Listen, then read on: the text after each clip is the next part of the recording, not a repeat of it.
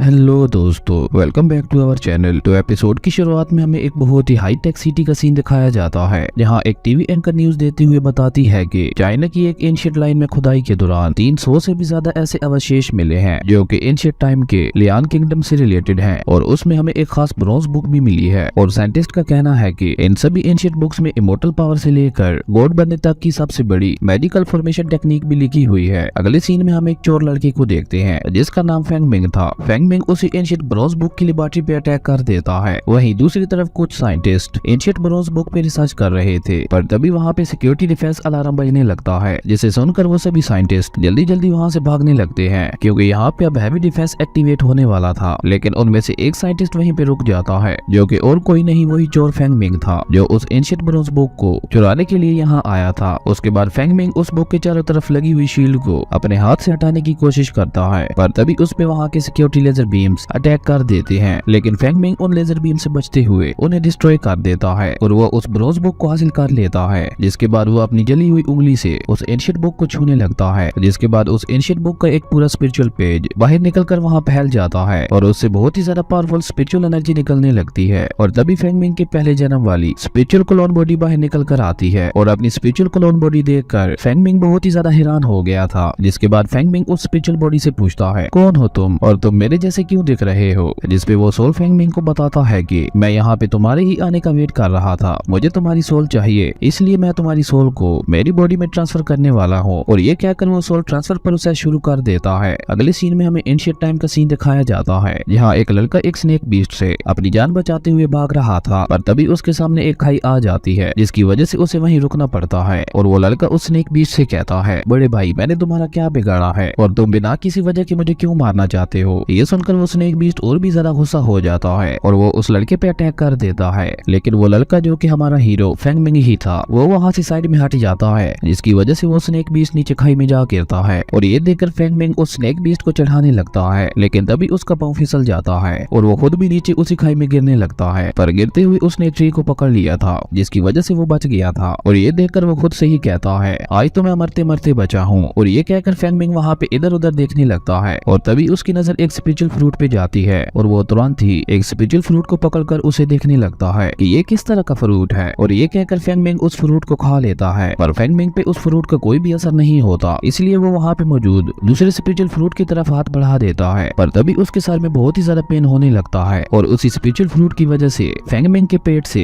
एक red energy निकलती है। और उसके बाद तो फेंग मिंग को और भी ज्यादा दर्द होने लगा था, जिसकी वजह से वो जोर जोर से चिल्लाने लगता है। और फेंग मिंग के चिल्लाने की वजह से उस स्नेक बीस्ट को फेंग मिंग का पता चल जाता है, और वो दोबारा फेंग मिंग पे अटैक करने के लिए आ गया था। पर फेंग मिंग ने किसी तरह से खुद को उसके अटैक से बचा लिया था, और वो उस स्नेक बीस्ट से छुपने की कोशिश करते हुए खुद से ही कहता है, शायद आज मेरा मरना तय है। पर तभी उसकी नजर एक रस्सी पे पड़ती है, जिसकी मदद से वो फिसलता हुआ नीचे आ गया था। अब यहाँ पे फेंग मिंग को अपनी बॉडी की स्ट्रेंथ और पावर के बारे में पता चलता है, जिसकी वजह से वो इस बार अपनी स्पिरिचुअल टेक्निक से उस बीस्ट की कमजोरी ढूंढ लेता है। और उसके बाद वो अपनी पावर का यूज करते हुए लगातार उस बीस्ट के गर्दन पे अटैक करके उसे घायल कर देता है। और फिर वो उस स्नेक बीस्ट को पूंछ को पकड़कर उसे इधर उधर पटकने लगता है, और आखिर में वो अपने पावरफुल स्पिरिचुअल पंच से उस स्नेक बीस्ट को मार देता है। अगले सीन में हम फेंग मिंग को एक अलग जगह पे देखते हैं, जहाँ वो एक जेड लॉकेट को देखते हुए खुद से ही कहता है, ये लॉकेट उस स्नेक बीस्ट के अंदर से निकला था, मुझे लगता है ये किसी अमीर आदमी का लॉकेट होगा जिसे उस स्नेक बीस्ट ने मार के खा लिया होगा। और तभी फेंग मिंग को एहसास होता है कि पास में ही कोई गुजर रहा है, इसलिए वो उनसे छुपने की कोशिश करता है। अब यहाँ पर हम दो लड़कियों को देखते हैं, जहाँ वो दोनों बहनें वुल्फ बीस्ट पर बैठकर इस जंगल में स्नेक बीस्ट को पकड़ने के लिए आई हुई थी। और वो दोनों आपस में बातें करते हुए कहती हैं कि अगर हमने उस स्नेक बीस्ट के ब्लड को हासिल कर लिया तो हम उसके यिंग लोंग ब्लड से किसी भी जख्मी इंसान को हील कर सकते हैं, इसलिए हमें जल्द से जल्द उस स्नेक बीस्ट को पकड़ना होगा ताकि हम अपने ग्रैंडपा को उसे तोहफे में दे पाएं। वहीं पत्थर के पीछे से फेंग मिंग भी उन दोनों की बातें सुन रहा था, और तभी वो छोटी लड़की उस स्नेक बीस्ट को ढूंढने के लिए अपने रोबोट को बाहर निकालती है, और वो उसे आसपास लाइफ को सेंस करने के लिए कहती है। जिसके बाद वो रोबोट आसपास किसी लाइफ को ढूंढने लगता है, और तभी उस रोबोट को फेंग मिंग की लाइफ एनर्जी दिख जाती है, और वो जैसे ही फेंग मिंग की तरफ जाने लगता है, तभी फेंग मिंग का जेड लॉकेट उस रोबोट की सारी एनर्जी को अब्सॉर्ब कर लेता है, जिसकी वजह से वो रोबोट वहीं नीचे गिर गया था। ये देखकर वो दोनों लड़कियां परेशान होकर उस रोबोट को चेक करने लगती हैं। वहीं दूसरी तरफ फेंग मिंग खुद से ही कहता है, शुक्र है मैं बच गया, वरना वो रोबोट मुझे यहाँ पे ढूंढ लेता, मुझे लगता है ये लॉकेट मेरे लिए बहुत ज्यादा लगी है। और तभी फेंग मिंग को अपने सर में दोबारा दर्द होने लगती है, और वो अपने सोल कॉन्शियस माइंड में अपनी पावर्स को देखता है, और उन पावर्स को देखकर हमें पता चलता है कि फेंग मिंग के पास अलग अलग किस्म की पावर्स हैं जिनकी मदद से वो पास्ट और फ्यूचर को भी देख सकता है और अपनी पावर्स की वजह से फेंगमिंग को पता चल जाता है कि वो रोबोट डिस्ट्रॉय होने वाला है। ये पता चलते ही फेंगमिंग जाकर उस बड़ी लड़की को उस ब्लास्ट से बचा लेता है, जिसके बाद वो दोनों एक झरने के नीचे आ जाते हैं और हमें उनके दरमियान एक रोमांटिक सीन दिखाया जाता है। पर तभी फेंगमिंग वहीं बेहोश होकर नीचे गिर गया था। अब ये देखकर उस छोटी लड़की को लगता है कि फेंगमिंग ने ही उस रोबोट को डिस्ट्रॉय किया है, इसलिए वो अपनी स्वॉर्ड निकालकर फेंगमिंग को मारने के लिए जाती है। पर तभी उसकी बड़ी बहन उसे रोक देती है। अगले सीन में जब फेंगमिंग अपनी आंख खोलता है तो वो अपने आप को अपने रूम में पाता है, इसलिए उसे ऐसा लगता है कि अभी अभी उसके साथ जो कुछ भी हुआ वो सब बस एक ख्वाब था। उसके बाद फेंगमिंग अपने फादर को ढूंढने लगता है, लेकिन तभी उसे वहाँ पर एक बंदा दिखाई देता है जो कि उसके फादर को अपने बंदों से मरवा रहा था। ये देखकर फेंगमिंग को बहुत ही ज्यादा गुस्सा आता है और वो उसके आदमी को मारकर दूर फेंक देता है और ये देखकर वो मोटा आदमी भी बहुत ज्यादा हैरान हो गया था। उसके बाद वो अपनी पावर्स को रिलीज करते हुए फेंगमिंग से कहता है, तुम्हें क्या लगता है हम तुम्हारी इस थोड़ी सी पावर को देखकर डर जाएंगे? हम यहाँ की रॉयल फैमिली से हैं जो कि बहुत ही ज्यादा स्ट्रॉन्ग है। और ये कहकर वो मोटा आदमी अपने स्पिरिचुअल पंच से फेंगमिंग पे अटैक कर देता है। वहीं फेंगमिंग भी सिर्फ अपने नॉर्मल पंच से उस पे अटैक कर देता है, जिसके इम्पैक्ट की वजह से वो दोनों पीछे खिसक गए थे। और ये देखकर वो मोटा आदमी एक चाकू लेकर फेंगमिंग को मारने के लिए आता है। वही फेंगमिंग भी अपने पास में पड़ा हुआ एक पत्थर उठाकर उसे मार देता है, जिसकी वजह से वो दूर जा गिरता है। उसके बाद एक बार फिर से फेंगमिंग उसे मारने के लिए वो पत्थर उठा लेता है। अब ये देखकर उस मोटे आदमी की पैंट गीली हो जाती है, जिसके बाद फेंगमिंग के फादर उसे ऐसा करने से रोक देते हैं और वो फेंगमिंग को बताते हैं कि ये यंग मास्टर ज़ेंग के आदमी हैं और मैं ज़ेंग फैमिली के साथ दुश्मनी मोल नहीं लेना चाहता, इसलिए मैं ज़ेंग फैमिली को स्नेक बीस्ट का मीट और मेडिसिन फ्री में देने के लिए तैयार हूँ। और ये कहकर फेंगमिंग के फादर एक बैग आगे कर देते हैं, जिसे वो आदमी पकड़कर वहाँ से फौरन ही भाग गए थे। वहीं फेंगमिंग के फादर की हालत बहुत ही ज्यादा खराब हो गई थी और ये देखकर फेंगमिंग अपने फादर को बेड पे जाकर लिटा देता है, जहाँ फेंगमिंग के फादर उसे कहते हैं कि ज़ेंग फैमिली के लोग बहुत ही ज्यादा पावरफुल हैं, इसलिए मैंने अपनी मेडिसिन उनको फ्री में दे दी क्योंकि मैं तुम्हें किसी भी मुश्किल में नहीं डालना चाहता था। अपने फादर की ये बात सुनकर फेंगमिंग कहता है, नहीं फादर, मैं उनसे आपकी इस बेइज्जती का बदला जरूर लेकर रहूंगा। जिस पे फेंगमिंग के फादर उसे समझाते हुए कहते हैं कि तुम अकेले हो और मास्टर ज़ेंग इस सिटी का किंग है, इसलिए हम उससे पंगा नहीं ले सकते। और ये कहकर फेंगमिंग के फादर उसे अपने पास बैठाते हुए उससे कहते हैं, आजकल तो ये भी रूमर चल रहा है कि ज़ेंग फैमिली का यंग मास्टर फायरी सेक्ट में प्रैक्टिस कर रहा है, इसलिए अब ज़ेंग फैमिली का स्टेटस पहले से और भी ज्यादा बढ़ गया है। और उसके बाद फेंगमिंग के फादर उससे पूछते हैं, फेंगमिंग तुम्हारे साथ माउंटेन पर क्या हुआ था? तुम्हें दो बहुत ही प्यारी लड़कियां खुद यहाँ छोड़ने के लिए आई थी, तुम जानते हो उन दोनों लड़कियों को देखने के लिए पूरा गाँव इकट्ठा हो गया था। अपने फादर की ये बात सुनकर फेंगमिंग समझ गया था कि वो कोई सपना नहीं था। और उसके बाद फेंगमिंग के फादर उसे अपनी पॉकेट से एक ड्रायर निकाल कर देते हैं और उस ड्रायर को देखते हुए फेंगमिंग अपने फादर से पूछता है कि ये क्या है, जिस पे फेंगमिंग के फादर उसे बताते हैं कि ये तुम्हारे लिए एक आइडेंटिटी कार्ड है। मैं चाहता हूँ कि तुम भी लियो जियान सेक्ट के टेस्ट में पार्टिसिपेट करो और वहाँ पे मार्शल आर्ट्स और कुंग-फू सीखो, जिससे हमें थोड़ा सा बैकग्राउंड सपोर्ट मिलता रहेगा। अपने फादर की ये बात सुनकर फेंगमिंग फौरन ही वो टेस्ट देने के लिए चला जाता है। अगले सीन में हम फेंगमिंग को घोड़ा गाड़ी में कुछ लोगों के साथ देखते हैं, जहाँ वो लियो जियान सेक्ट में टेस्ट देने के लिए जा रहा था। तभी फेंगमिंग अपने हाथ में पहने हुए एक पुराने ब्रेसलेट को देखने लगता है। ये देखकर एक लड़का फेंगमिंग का मजाक उड़ाते हुए उससे कहता है, तुम कितनी ज्यादा गरीब हो जो तुमने ये टूटा हुआ ब्रेसलेट पहना हुआ है। उस लड़के की ये बात सुनकर फेंगमिंग को बहुत ही ज्यादा गुस्सा आता है और वो उसे एक रोटी फेंक कर मारते हुए उसे अपनी पावर दिखाने लगता है। और फेंगमिंग की पावर को देखकर वो लड़का बहुत ही ज्यादा डर गया था, जिसके बाद वो कुछ भी नहीं बोलता।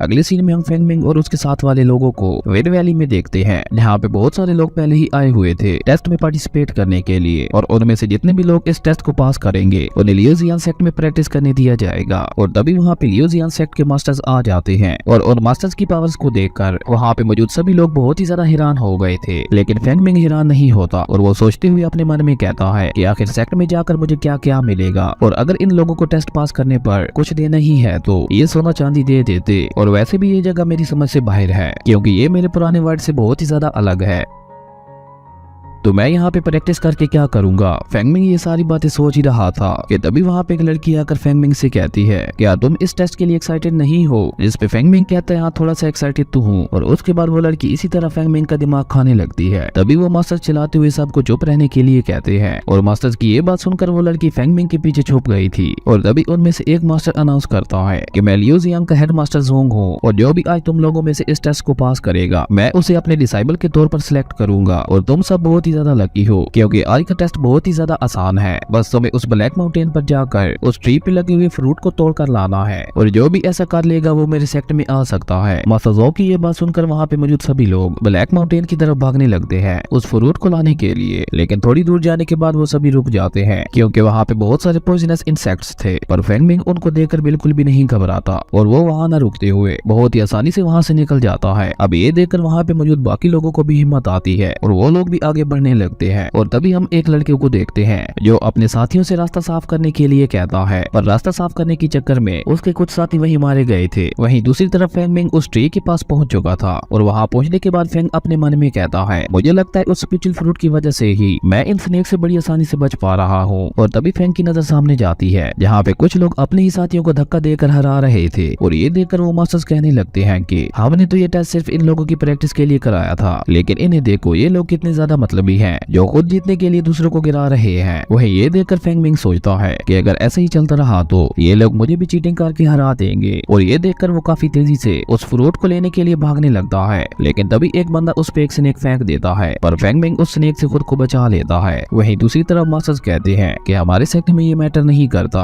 कि कौन रॉयल फैमिली से आया है और कौन गरीब फैमिली से। अगर उस बंदे के अंदर काबिलियत है कि वो आगे चलकर पावरफुल बन सकता है, तो हमारा सेक्ट उसे पावरफुल बनने के लिए सपोर्ट और सारे रिसोर्सेज प्रोवाइड करेगा। वहीं दूसरी तरफ जब फेंग मिंग उस स्नेक को अपने ऊपर से हटा रहा था, तभी वही लड़का जिसे फेंग मिंग ने रोटी फेंक कर मारी थी, वो फेंग मिंग से कहता है, क्या हो गया बच्चे, उस टाइम तो तुम बहुत बड़ी बड़ी बातें कर रहे थे। उस लड़के की ये बात सुनकर फेंग मिंग कहता है, मुझे इन जैसे लोगों से 50 कदम दूर ही रहना चाहिए, वरना ये लोग दोबारा मुझे गिराने की कोशिश करेंगे। और तभी वो लड़का जो कि हन फैमिली से था, वो फेंग मिंग से काफी आगे निकल गया था। अब ये देखकर वो सभी मास्टर्स हन फैमिली के मास्टर को कांग्रेट्स करते हैं, और तभी एक मास्टर हन फैमिली के मास्टर से कहता है, अब तो तुम्हारा दूसरा बेटा भी इमोर्टल रियला में पहुंच जाएगा। जिसपे एक दूसरा मास्टर कहता है, मुझे भी ऐसा ही लगता है, मुझे लगता है आपका बेटा बड़ा होकर आपकी तरह ही बनेगा। वहीं दूसरी तरफ फेंग मिंग अपनी स्पीड को बढ़ाते हुए उन लोगों से काफी ज्यादा आगे निकल आया था, और ये देखकर वो छोटी लड़की भी अपनी स्पीड बढ़ाकर काफी तेजी से आगे बढ़ने लगती है। और तभी वो सभी लोग जो आगे थे वो सभी जाकर एक एक फ्रूट को तोड़ लेते हैं, और उन लोगों में फेंग मिंग भी शामिल था। उन फ्रूट्स को पकड़कर वो सभी लोग बहुत ही ज्यादा खुश हो गए थे। और तभी वो सभी मास्टर्स नीचे आते हुए उन लोगों से कहते हैं, तुम में से सिर्फ 10 लोग ही मेरे साथ आ पाएंगे, और जो लोग लेट हैं वो यहीं रुकेंगे। और ये कहकर वो मास्टर वहाँ पे एक स्मोक छोड़ देते हैं, और जीते हुए सभी लोगों को लेकर वहाँ से चले गए थे। अगले सीन में हम सभी लोगों को लियोजियन सेक्ट में देखते हैं, जहाँ मास्टर उन सब लोगों को बताते हैं कि हम तुम्हें अपना डिसेबल चूज करें, उससे पहले तुम लोगों को अपनी स्पिरिचुअल पावर्स को चेक करना होगा। मास्टर की ये बात सुनकर एक व्हाइट ड्रेस वाला लड़का आगे आता है अपनी स्पिरिचुअल पावर को चेक करने के लिए। ये देखकर मास्टर अपने तलिस्मैन से एक फॉर्मेशन बना देते हैं, और वो लड़का आकर उसमें खड़ा हो जाता है। और उस लड़के की पावर्स को देखकर वो मास्टर कहता है, तुम्हारी स्किल्स इतनी भी बुरी नहीं है। उसके बाद अगला नंबर उसी छोटी लड़की का आता है, और उस छोटी लड़की की पावर्स को देखकर वहाँ पे मौजूद सभी लोग बहुत ही ज्यादा शौक हो गए थे, क्योंकि उस छोटी लड़की की पावर्स बहुत ही ज्यादा थी। और ये देखकर फेंग मिंग अपने मन में कहता है कि आखिर ये किस तरह की पावर्स हैं। और तभी वो मास्टर भी कहता है, इस लड़के की एज को देखते हुए इसकी पावर्स बहुत ज्यादा है। उसके बाद जब फेंग मिंग उस फॉर्मेशन के अंदर आता है, तो एक मास्टर उससे कहता है कि तुम्हें टेस्ट देने की कोई भी जरूरत नहीं है, मैंने ब्लैक माउंटेन पर तुम्हारी स्किल्स को देख लिया था, इसलिए मैं डायरेक्ट ही तुम्हें अपना पर्सनल डिसेबल एक्सेप्ट करूंगा। उस मास्टर की ये बात सुनकर एक दूसरा मास्टर कहता है, कम से कम इस लड़की को अपनी पावर्स तो देखने दो, बाकी बातें बाद में होती रहेंगी। उसके बाद फेंग मिंग जाकर उस फॉर्मेशन के अंदर खड़ा हो गया था, और जब मास्टर उसकी पावर को चेक करते हैं तो फेंग मिंग के अंदर कुछ हेवनली रूट्स थी जो उसे उस स्पिरिचुअल फ्रूट की वजह से मिली थी। अब ये अननोन चीज देखकर मास्टर्स को कुछ भी समझ नहीं आ रहा था कि आखिर ये किस तरह की रूट्स हैं। इसलिए मास्टर्स ये बात जानने के लिए वहाँ पे सुजरेन को बुलाते हैं, जिसको आता हुआ देखकर सारे डिसाइबल्स उन्हें रिस्पेक्ट देने लगते हैं। उसके बाद मास्टर सुजरेन को सारी बात बताते हैं कि इस लड़के के अंदर बहुत ही अजीब और मिस्टीरियस स्पिरिचुअल रूट्स हैं, जिनके बारे में हमें कुछ भी नहीं पता। तो क्या आप इन स्ट्रेंज रूट्स के बारे में कुछ जानते हैं? उन स्ट्रेंज रूट्स के बारे में सुनकर सुजरेन भी थोड़ा शौक हो गया था। उसके बाद फेंग मिंग सुजरेन को अपना नाम बताता है और उन्हें रिस्पेक्ट देता है, जिसपे सुजरेन फेंग मिंग का हाथ पकड़कर उसकी नर्व्स को चेक करने लगता है। और उसके बाद सुजरेन बाकी मास्टर्स को बताता है कि मुझे भी सही से नहीं पता कि ये किस तरह की रूट्स हैं, पर शायद आप सबने थ्योरी ऑफ रूट्स के बारे में सुना होगा, ये एक तरह की विजुअल स्पिरिट है। अब सुजरेन की ये बात सुनकर वो सभी मास्टर्स बहुत ही ज्यादा हैरान हो गए थे, पर उनमें से कुछ मास्टर्स को विजुअल स्पिरिट के बारे में समझ नहीं आई थी। लेकिन तभी उनमें से एक मास्टर कहता है कि मुझे लगता है इस लड़के के अंदर काफी अच्छा टैलेंट है, पर मुझे ये नहीं लगा था कि ऐसे रूट्स अभी भी एग्जिस्ट करते होंगे। अगर इस लड़के ने इन रूट्स के साथ प्रैक्टिस की तो ये 5 एलिमेंट्स तक को भी काफी आसानी से कंट्रोल कर सकता है। इसलिए हमें इस लड़के को ज्यादा से ज्यादा हार्ड ट्रेनिंग देनी होगी, और अगर इसने 5 एलिमेंट्स की पावर को कंट्रोल कर लिया तो 100 साल बाद इस सेक्ट में एक और सुपर सुपर नेचुरल हाउस बन जाएगा। वहीं बाकी सभी मास्टर्स भी इसके लिए एग्री हो गए थे। पर तभी सुजरैन उन सभी मास्टर्स को बताता है कि शायद तुम्हें एक बात नहीं पता कि जिसके पास भी ऐसी रियल स्पिरिचुअल रूट होती है उसकी प्रैक्टिस नॉर्मल कल्टीवेटर से 100 गुना ज्यादा मुश्किल और पेनफुल होती है। इसलिए मुझे नहीं लगता कि ये लड़का इतनी ज्यादा हार्ड ट्रेनिंग और पेन को झेल पाएगा। सुजरैन की ये बात सुनकर दूसरे डिसाइबल्स फेंगमिंग का मजाक उड़ाने लगते हैं और उसके बाद सुजरैन फेंगमिंग से कहता है, फेंगमिंग अब सब तुम्हारे ऊपर है कि तुम आगे क्या करना चाहते हो। अगर तुम चाहो तो यहाँ से जा भी सकते हो, पर अगर तुम यहाँ पे रुकते हो तो तुम्हें बाकी लोगों से बहुत ज्यादा मेहनत करनी होगी। सुजरैन की ये बात सुनकर फेंगमिंग जोश के साथ सुजरैन से कहता है, अगर मैं यहाँ तक आ गया हूँ तो अब मैं पीछे नहीं हटूंगा और मैं चाहता हूँ मैं यही रुक कर अपनी आगे की ट्रेनिंग करूँ। फेंगमिंग की ये बात सुनकर सुजरैन कहता है, मुझे तुम पे फख्र है कि तुम यहाँ से डर कर भागे नहीं, और अगर तुम अपनी ट्रेनिंग पूरी कर लोगे तो एक दिन तुम्हारी पावर फेनिक्स से भी ऊपर चली जाएगी, लेकिन इसके लिए तुम्हें अपनी इस वीक बॉडी को बहुत ही ज्यादा स्ट्रॉन्ग बनाना पड़ेगा। और ये कहकर सुजरैन उसी छोटी लड़की जो कि उसकी बेटी थी उसके साथ वहाँ से चले जाते हैं। उसके बाद एक मास्टर बाकी मास्टर से कहता है, तुम में से कौन फेंगमिंग को अपने सेक्ट में लेना चाहता है। पर उनमें से कोई भी मास्टर फेंगमिंग को अपने सेक्ट में लेने के लिए रेडी नहीं होता, और वो पहला मास्टर जिसने फेंगमिंग की तारीफ की थी अब वो भी उसे अपने सेक्ट में नहीं लेना चाहता था। और तभी वहाँ पे एक 5 नाम का मास्टर आता है जो उन सभी मास्टर से कहता है, अब जब तुम में से कोई भी इसे अपने सेक्ट में नहीं ले रहा तो मैं इसे अपने डिसाइबल के तौर पर एक्सेप्ट करता हूँ। ये सुनकर एक मास्टर 5 मास्टर से कहता है, आखिर तुम ऐसा कैसे कर सकते हो बिना सोचे समझे। तुम्हें पता है ना इस लड़के के ऊपर बहुत ज्यादा रिसोर्सेज खर्च होंगे इसकी ट्रेनिंग के लिए, और पता नहीं बाद में ये सक्सेस होगा भी या नहीं। उस मास्टर की ये बात सुनकर मास्टर 5 उससे कहता है, मुझे लगता है तुम्हें पैसों के सामने इस लड़के का टैलेंट नहीं दिख रहा। और ये कहकर मास्टर 5 फेंगमिंग को अपने पीछे आने के लिए कहता है। ये देखकर वो सभी मास्टर्स हंसते हुए फेंगमिंग से कहते हैं कि आज के बाद से ये तुम्हारा मास्टर है, इसलिए तुम इनके साथ जाओ। ये सुनकर 5 हाँ में अपना सर हिलाते हुए मास्टर 5 को ग्रीट करता है, जिसके बाद वो दोनों वहाँ से चले जाते हैं। अगले सीन में हम फेंगमिंग और एक और बंदे को देखते हैं जिसका नाम शैन था। वो फेंगमिंग से कहता है, आज जो भी तुम्हारे साथ सेक्ट में हुआ उसे तुम सीरियसली ना लेना, क्योंकि मास्टर्स को ऐसा लगता है कि शायद तुम्हें ट्रेनिंग देने में बहुत ज्यादा मेहनत और रिसोर्सेज लगेंगे। और ये कहकर वो फेंगमिंग से कहता है, अगर फ्यूचर में तुम्हें कभी भी किसी भी चीज की जरूरत हो तो मुझसे आकर उसके लिए पूछ सकते हो, मैं हमेशा तुम्हारी मदद करूंगा। शैन की ये बात सुनकर फेंग उससे बहुत ही ज्यादा इंप्रेस हो गया था और वो हाँ में अपना सर हिलाता है, जिसके बाद शैन फेंगमिंग को अपने स्पिरिचुअल ड्रैगन पे बिठाकर अपने सेक्ट की तरफ ले जाने लगता है। ये देखकर फेंगमिंग बहुत ही ज्यादा शौक हो गया था और उसी के साथ उसे बहुत ज्यादा मजा भी आ रहा था। उसके बाद वो दोनों अपने सेक्ट में पहुंच जाते हैं, जहाँ शैन फेंगमिंग से कहता है कि मुझे उम्मीद है तो बहुत ज्यादा हार्ड प्रैक्टिस करोगे और जल्द से जल्द इमोर्टैलिटी को हासिल करोगे। और ये कहकर शैन फेंगमिंग को प्रैक्टिस करने के लिए एक बुक दे देता है। अगले सीन में हम फेंगमिंग को उसके रूम के अंदर देखते हैं, जहाँ वो उस बुक को पढ़ते हुए कहता है कि मुझे 5 एलिमेंट्स की प्रैक्टिस दिन रात करनी होगी और 3 महीने की हार्ड प्रैक्टिस के बाद ही मैं 5 एलिमेंट्स की पावर का ऑरा हासिल कर पाऊंगा। और ये कहकर फेंगमिंग वहाँ पे 3 महीने तक लगातार बहुत ही ज्यादा हार्ड प्रैक्टिस करता है, जिसके बाद उसे अपनी स्टोरी रिंग भी मिल गई थी जिसके अंदर वो अपनी हर्ब्स और काफी सारी चीजों को स्टोर करके रख सकता था। और उसके बाद फेंगमिंग अपनी जेड लॉकेट को देखते हुए कहता है कि इतना टाइम हो गया है अभी भी ये जेड लॉकेट नहीं खोला। मुझे ये नहीं पता कि ये किस तरह की चीज है, पर मुझे लगता है ये एक मैजिकल वेपन है जो कि अपने टाइम पे ही खुलेगा। उसके बाद हम फेंगमिंग को देखते हैं जिसके पास अब आइस और फायर की पावर आ चुकी थी, और जैसे ही वो दोनों उन एलिमेंट्स की पावर को मिलाता है तो वहाँ पे आग लग जाती है। और ये देखकर फेंगमिंग बहुत ही ज्यादा घबरा गया था। और उसके बाद फेंगमिंग सोचते हुए कहता है, ब्रदर शन ने मेरी प्रैक्टिस के दौरान मेरी बहुत ही ज्यादा हेल्प की थी और अब तो वो मेरा सबसे अच्छा दोस्त बन चुका है और मुझे प्रोटेक्ट करने के लिए वो हमेशा मेरे आगे खड़ा रहता है। ये सारी बातें सोचते हुए फेंगमिंग एक अल्केमी शॉप में जाता है और वो उस शॉप के ओनर से कहता है, मुझे मार्शल आर्ट सीखने के लिए एक सिंपल और असरदार मेथड जानना है। फेंगमिंग की ये बात सुनकर उस शॉप ओनर के साथ साथ बाकी सब भी हंसने लगे थे और वो शॉप ओनर फेंगमिंग से कहता है, क्या तुम यहाँ पे मेरे साथ मजाक करने आए हो। जिसपे वो बाकी लोग फेंगमिंग का मजाक उड़ाते हुए कहते हैं, हमें तो पहले ही पता था ये लड़का लियूजियान के लिए सिर्फ एक वेस्ट ऑफ टाइम है, पर पता नहीं मास्टर 5 को इसके अंदर ऐसा क्या देखा जो उन्होंने इसे अपना डिसाइबल बना लिया। और लोगों की ये बातें सुनकर फेंगमिंग को बहुत ही ज्यादा गुस्सा आता है और वो चिल्लाते हुए उन लोगों से कहता है, अगर तुम में से किसी में हिम्मत है तो मेरे साथ आकर फाइट कर लो। पर तभी वो शॉप ओनर फेंगमिंग को रोकते हुए उससे कहता है, हमारे पास ऐसी कोई भी बुक नहीं है, शायद ऐसी कोई बुक तुम्हें एंशिएंट लाइब्रेरी में मिल जाए। मुझे लगता है तुम्हें वहाँ जाकर चेक करना चाहिए और तुम्हें वो जगह फॉलन वैली में मिलेगी। उस शॉप ओनर की बात सुनकर फेंगमिंग वहाँ से फॉलन वैली की तरफ निकल जाता है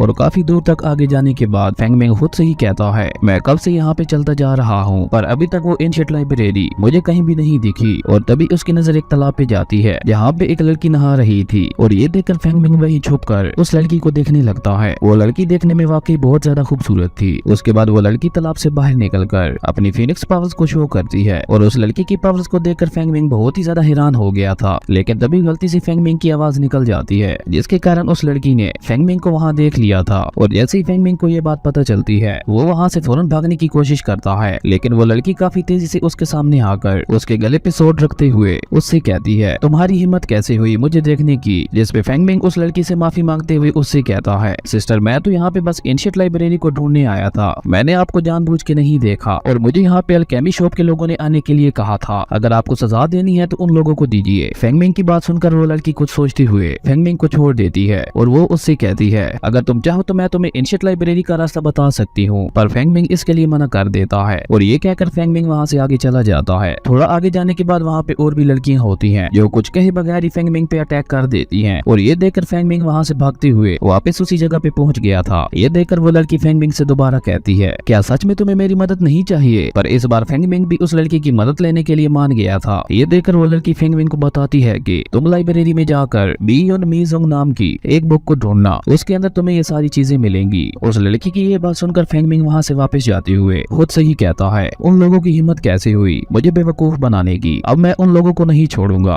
उसके बाद जब फेंगमिंग जंगल के थोड़ा और अंदर जाता है तो उसे वहाँ पे कुछ बीस्ट दिखाई देते हैं और उन बीस्ट को देखकर फेंगमिंग अपनी पावर की मदद से एक एक करके उन सभी बीस्ट को मारने लगता है। और यहाँ पे हम देखते हैं कि फेंगमिंग अब बड़ी आसानी से 3 एलिमेंट्स की पावर को कंट्रोल कर पा रहा था और वो अपनी एलिमेंट्स की पावर का यूज करते हुए बड़ी आसानी से हाई लेवल बीस्ट को भी मार देता है। और तभी फेंगमिंग अपनी सोर्ड से एक बीस्ट पे अटैक करता है पर वो बीस्ट फेंगमिंग के अटैक से नहीं मरता और उसकी सोर्ड भी उस बीस्ट की बॉडी के अंदर फंस गई थी, जिसके बाद वो बीस्ट वहाँ से भागने लगता है। और ये देखकर फेंगमिंग भी उस बीस्ट का पीछा करने लगता है और थोड़ा आगे जाकर उसे वहाँ पे वही लड़का मिलता है जिसका नाम शियान था जो कि मास्टर हान का पोता था। उस बीस्ट को वहाँ पे मरा हुआ देखकर वो लोग आपस में बात करते हुए कहते हैं कि आखिर इस बीस्ट को यहाँ पे किसने मारा होगा। ये देखकर फेंगमिंग आगे आते हुए उन लोगों से कहता है तुम लोग इस बीस्ट से दूर हट जाओ क्योंकि इसे मैंने मारा है इसलिए ये बीस्ट मेरा है। फेंगमिंग की ये बात सुनकर वो लोग फेंगमिंग की बातों पर यकीन नहीं करते और शियान फेंगमिंग का मजाक उड़ाते हुए उससे कहता है तुम्हें क्या लगता है तुम कहोगे कि मैंने इस बीस्ट को मारा है तो क्या मैं मान लूंगा, तुम जाकर किसी और को बेवकूफ बनाओ। ये सुनकर फेंगमिंग उन लोगों से कहता है अगर तुम लोगों को यकीन नहीं हो रहा तो तुम लोग उस बीस्ट की बॉडी को चेक कर लो, उस बीस्ट की बॉडी के अंदर जो सोर्ड फंसी हुई है वो मेरी ही सोर्ड है। फेंगमिंग की ये बात सुनकर एक लड़का जाकर उस बीस्ट की बॉडी को चेक करने लगता है और वो लड़का शियान को बताता है कि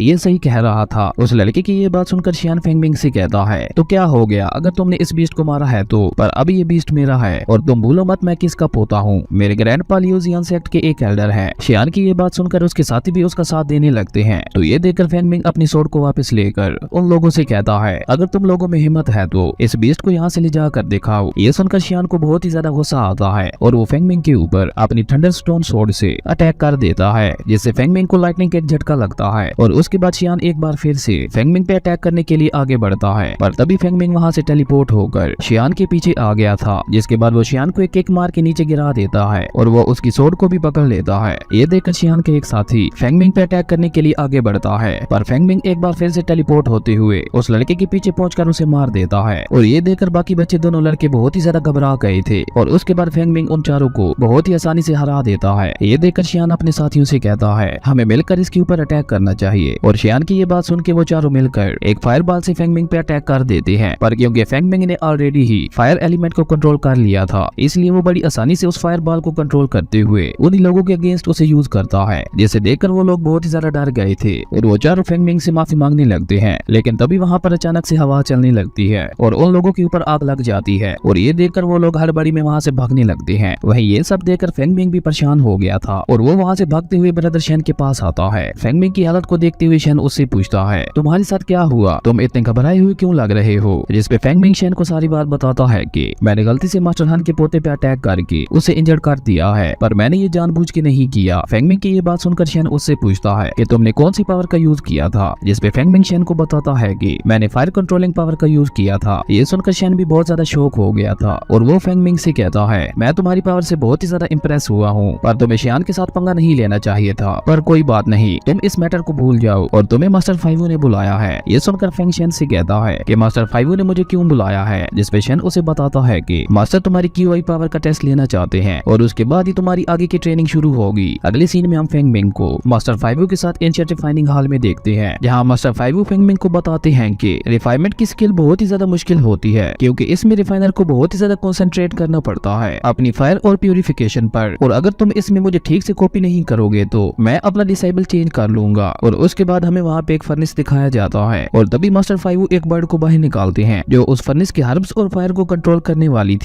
उस बर्ड को देखते हुए फेंग मिंग अपने मन में कहता है मुझे ये बर्ड कुछ अजीब लग रही है, और तभी मास्टर फाइवू फेंग मिंग को बताते हैं कि एक अच्छे रिफाइनर को 3 स्टेजेस से गुजरना पड़ता है। सबसे पहला रिफाइनमेंट, दूसरा प्यूरिफिकेशन और तीसरा फायर को कंट्रोल करना। और एक अच्छे रिफाइनर को सबसे पहले हर्ब्स के अंदर का वेस्ट मटेरियल बाहर निकालना आना चाहिए। उसके बाद ही तुम एक अच्छा मैजिकल वेपन बना सकते हो जो कि पूरी तरीके से प्योर होगा, और उसके बाद ही उस वेपन को एक अच्छे ग्रेड का वेपन माना जाएगा। और ये कहकर मास्टर फाइवू अपनी फायर से एक फॉर्मेशन क्रिएट करते हुए तुरंत ही एक मैजिकल वेपन को रिफाइन कर देती है, जिसे देखकर फेंग मिंग बहुत ही ज्यादा खुश हो गया था और वो मास्टर फाइवू से कहता है मास्टर मेरे पास तो ड्रम एंड चिकन नहीं है, तो फिर मैं वेपन को कैसे रिफाइन करूं। जिसपे मास्टर फेंग मिंग को बताते हैं कि अभी तुम्हें इस चिकन की कोई भी जरूरत नहीं है, तुम्हें बस सामने रखे इस फर्नेस में प्रैक्टिस करते हुए रिफाइनिंग, प्यूरिफिकेशन और फायर कंट्रोलिंग को सीखना है, और उसके बाद मैं तुम्हारी परफॉर्मेंस देखकर बताऊंगा कि तुम मेरे डिसेबल बनने के काबिल हो भी या नहीं। मास्टर फाइवू की ये बात सुनकर फेंग मिंग काफी जोश के साथ प्रैक्टिस करने लगता है, पर उसके पहले तीनों अटेम्प्ट्स फेल हो गए थे। लेकिन फेंग मिंग हार न मानते हुए एक बार और कोशिश करता है, और इस बार उसका जेड लॉकेट भी उसकी मदद करता है, जिसकी वजह से वो पहले स्टेज रिफाइनमेंट को सक्सेसफुली पास कर लेता है। और फेंग मिंग को इतनी जल्दी फर्स्ट स्टेज में कामयाब होता देखकर मास्टर फाइवू बहुत ही ज्यादा शॉक हो गए थे। और उसके बाद मास्टर फाइवू फेंग मिंग से कहते हैं हो सकता है इस बार तुम्हारा लक अच्छा हो, इसलिए शायद तुम इसमें कामयाब हो गए होगे, पर तुम्हें अभी भी हार्ड प्रैक्टिस की जरूरत है। और ये कहकर मास्टर फाइवू खुद भी सोच में पड़ गए थे कि इसने तो सिर्फ 4 अटेम्प्ट्स में ही फर्स्ट स्टेज को सक्सेसफुली पास कर लिया, जबकि एक सुपर जीनियस भी ऐसा नहीं कर सकता। इसका मतलब है ये लड़का वाकई बहुत ज्यादा टैलेंटेड है। और तभी फेंग मिंग एक बार फिर से सक्सेसफुली रिफाइन कर लेता है, और ये देखकर मास्टर जोश में उस जलती हुई हर्ब को पकड़ लेते हैं, लेकिन तभी उन्हें याद आता है कि उनका हाथ तो जल रहा है।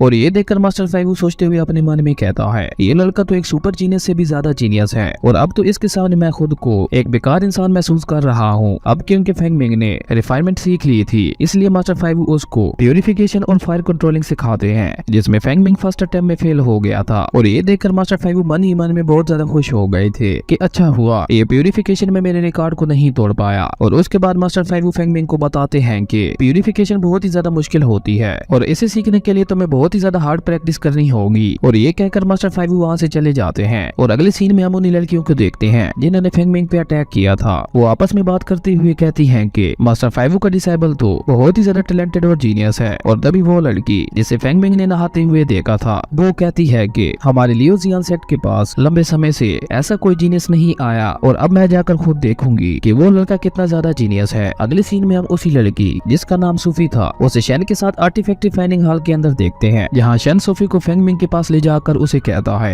यही है वो जीनियस जिसके बारे में तुम पूछ रही थी। और सोफी फेंग मिंग को देखकर हैरान हो गई थी, क्योंकि वो फेंग मिंग से पहले भी जंगल में मिल चुकी थी। और उसके बाद शेन वहाँ से चला जाता है, लेकिन तभी सोफी उस फर्नेस पे अटैक करके उसकी फायर को बुझा देती है। ये देखकर फेंग मिंग जंप करता हुआ पीछे हो गया था। वहीं फेंग मिंग भी सोफी को वहाँ देखकर हैरान हो गया था, लेकिन तभी वो फर्नेस ब्लास्ट हो जाता है। लेकिन फेंग मिंग ने टाइम रहते ही सोफी को बचा लिया था, और वो उससे पूछता है कि तुम यहाँ आर्टिफैक्ट हॉल में क्या कर रही हो, जिसपे सोफी उससे कहती है मैं यहाँ पे तुमसे एक हाई ग्रेड का मैजिकल वेपन रिफाइन करवाने आई हूँ, जिसे मैं सेट क्वालिफिकेशन में यूज कर पाऊँ। सोफी की बात सुनकर फेंग सोच में पड़ गया था, क्योंकि उसे पता था कि हाई ग्रेड के वेपन्स को रिफाइन करना बहुत ही ज्यादा मुश्किल होता है। लेकिन वो सोफी से कहता है मैं अपनी पूरी कोशिश करूंगा, पर मुझे एक हाई ग्रेड के मैजिकल वेपन को रिफाइन करने के लिए बहुत सारे मटेरियल्स की जरूरत होगी। जिसपे सोफी फेंग मिंग से कहती है तुम मटेरियल्स की चिंता मत करो, मैं तुम्हें यहाँ पे सारे मटेरियल्स प्रोवाइड करूंगी, तुम बस मेरे लिए एक हाई ग्रेड का मैजिकल वेपन रिफाइन करो। और ये कहकर सोफी फेंग मिंग को बहुत सारे मटेरियल्स दे देती है, जिसके बाद फेंग मिंग अपनी जेड लॉकेट की मदद से फाइनली एक हाई ग्रेड की सोर्ड रिफाइन कर लेता है। यहाँ पे हम देखते हैं कि फेंग मिंग ने अपनी फर्स्ट अटेम्प्ट में ही एक हाई ग्रेड के मैजिकल वेपन को रिफाइन कर लिया था, जो कि कहीं से भी एक छोटी बात नहीं थी। उसके बाद फेंग मिंग सोफी को वो सोर्ड देकर उसे वो सोर्ड ट्राई करने के लिए कहता है, जिसे यूज करने के बाद सोफी भी फेंग मिंग से बहुत ज्यादा इंप्रेस हो गई थी, क्योंकि फेंग मिंग ने एक बहुत ही अच्छा हाई ग्रेड का वेपन बनाया था। वहीं दूसरी तरफ हम दो बंदों को देखते हैं जो आपस आपस में बात करते हुए कहीं जा रहे थे और तभी उनमें से एक आदमी कहता है, मुझे ये बीस्ट जंगल में मिला था और ये बीस्ट अब सेकंड लेवल का हो गया है। और उसके बाद हम शेन को देखते हैं जो कहता है कि देखते हैं फेंग मिंग का रिफाइन किया हुआ वेपन कितना ज्यादा पावरफुल है। और ये कहकर वो अपनी पावर से उस बीस्ट को बहुत बड़ा और पावरफुल बना देता है। और ये देखकर वो दोनों बंदे डर के मारे वहाँ से भाग गए थे। और उसके बाद वो बीस्ट सोफी और फेंग मिंग की तरफ आने लगता है और ये देखकर सोफी अपने वेपन को रेडी कर लेती है फाइट करने के लिए। और इसी के साथ हमारा ये एपिसोड यहीं पे खत्म हो जाता है। दोस्तों आपको ये सीरीज कैसी लगी और क्या मैं इस सीरीज को कंटिन्यू करूं या नहीं, कमेंट करके जरूर बताना। अगर आपकी वीडियो अच्छी लगी तो लाइक कर दें और अगर चैनल पे नहीं आए हो तो सब्सक्राइब करते जाना। तो मिलते हैं एक न्यू वीडियो में, तब तक के लिए बाय।